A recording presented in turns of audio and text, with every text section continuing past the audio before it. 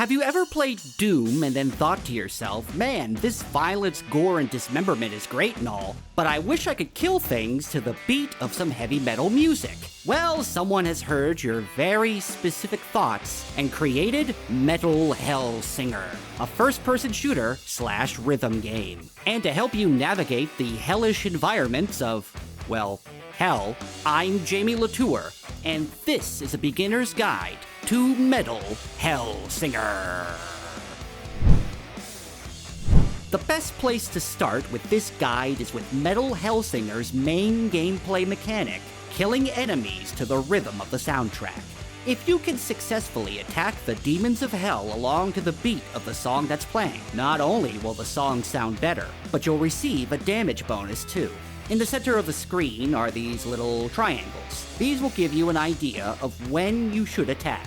If you're doing well, then these will briefly glow orange, and you'll receive a perfect or good rating. Attacking on the beat will also increase your Fury meter, which will show you the multiplier for your score and damage, and your hit counter, which is basically like your combo meter.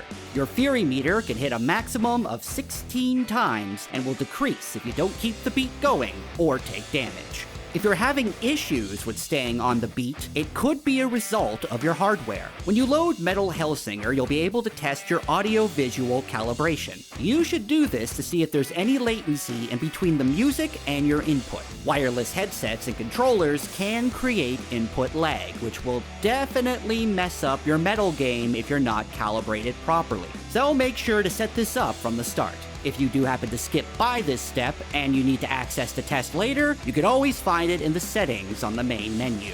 Now let's talk about one of the most important weapons in the entire game, Paz, the magical talking skull that sounds like an old southern man for some reason. Woo, hold up, I gotta drink a shot now. Damn.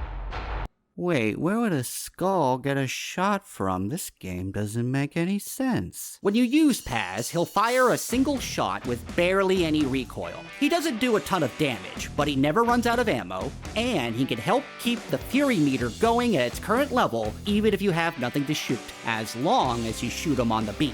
He's also useful for getting you health. Since his damage output is low, you could use him to hurt weaker enemies just enough that they'll be open to slaughter attacks. Slaughters allow you to insta-kill a stunned enemy and score back some health.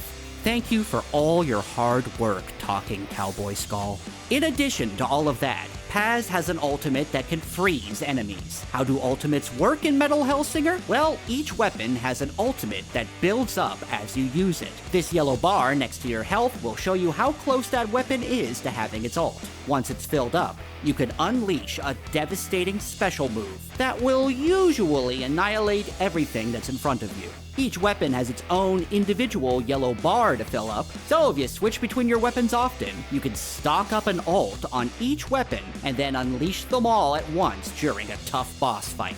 There will be a variety of enemies that will pop up during combat. It's a good idea to take out the ones that move fast and can do the most damage. If you focus on all the various grunts surrounding you, then something big and nasty like a behemoth can catch up to you and ruin your perfect score. This will take some trial and error, but get familiar with the enemy types and eliminate the ones that pose the biggest threat first before moving on to the lesser enemies. Staying on beat has other benefits too. You have a dash that you could perform to avoid enemies. If you dash on the beat, you'll be able to dash again. This can be done to give you a triple dash. Combine this with your ability to double jump, and you'll have plenty of mobility to avoid damage and scoot around your enemies to take them out.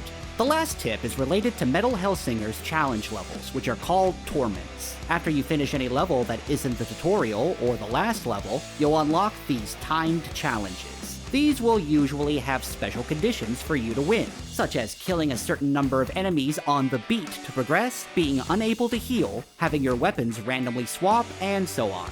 You'll also earn sigils from completing Torments that will give you special combat bonuses. A good general tip for these Torments is to keep track of your enemies. If you're in a Torment with changing weapons, you want to take out the tough enemies first, or else you may have to go at a behemoth with a sword, which isn't a good situation to be in. Keep an eye on your timer as well. Torments typically give you a time bonus for killing enemies. That's why it may be a good idea to leave marionettes alive and focus on harder enemies, as you can get some time back by killing those weaklings. For more gaming news and guides, check out thegamer.com. Thanks for watching, and we'll see you next time.